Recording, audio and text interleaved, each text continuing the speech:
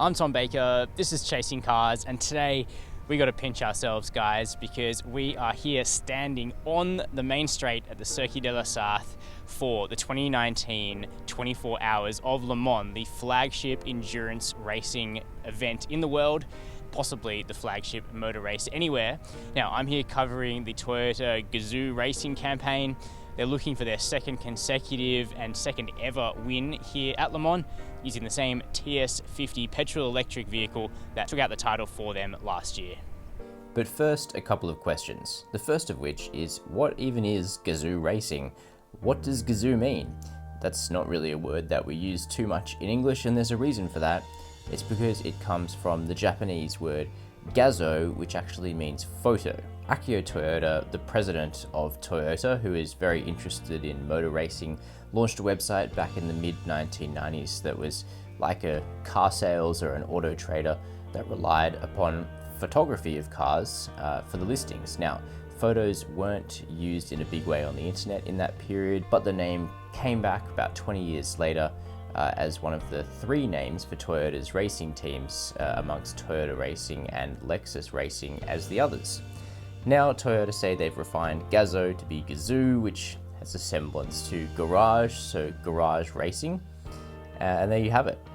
Obviously, Le Mans is all about the hypercar performance side of Gazoo Racing, but there's been a lot of attention from bypassers and other people here about the vehicle behind me, the Supra, which is actually the first GR production car from Toyota. Now, it's unrelated to the Le Mans TS050 vehicle, but the Supra GT4 concept is here at Le Mans. They've confirmed they're going to enter GT4 with the car, but not GT3, because that's already where Lexus plays.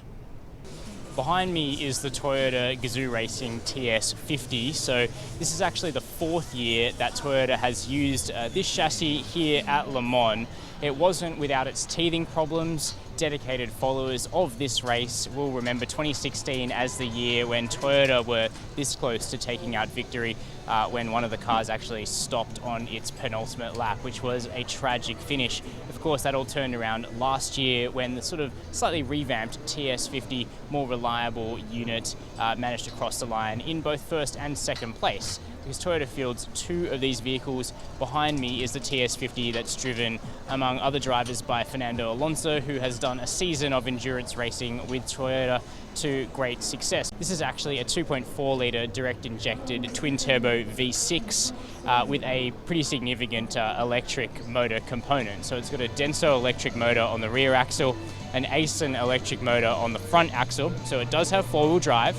And as total, it actually produces 1,000 horsepower from both petrol and electric components. That's about 735 kilowatts. Just under 400 kilowatts of that is from electric power. And that only gives a 2 or 3 second boost out of corners. But if you have a look at the way these things drive in endurance, that is how Toyota gets their advantage. It is that instant electric torque straight out of corners that just lets them pull away from the rest of the field, and that's what they're hoping is going to help them in the 2019 race. Now, obviously, these TS050s don't look a lot like Toyota's standard production vehicles, but actually all of the data from the endurance racing gets uploaded to the cloud and used by the engineers in the Toyota production vehicle teams. And the learnings about thermal efficiency, about regenerative braking, and about the operation and the best efficiency of the hybrid system is actually found in the RAV4 hybrid, the Camry hybrid, the Corolla hybrid. So that's a look at where Toyota Gazoo Racing and Gazoo Motorsport is going. They've been doing this for quite some time. Toyota participated in F1, they're doing endurance racing, they're doing World Rally, but really that's all kind of been in the shadows for ordinary people. The biggest story, I think, for you and me is where this is all leading to, and that is homegrown Toyota GR production cars. They've got the Yaris GR MN that's been out here in Europe for a couple of years, and I'm actually driving that next week. That should be a pretty angry little car. There's of course the Supra GR, the collaboration with BMW, but there's plenty more homegrown Toyota dynamic vehicles in the pipeline. Hopefully stuff like a Corolla GR and a CHR GR. I reckon that'd be cool. Let me know down in the comments whether Toyota should do it. And while you're down there, if you haven't subscribed to Chasing Cars, please do so. Hit that notification bell so you never miss one of our full-length, detailed uploads. And as always, thanks for watching Chasing Cars.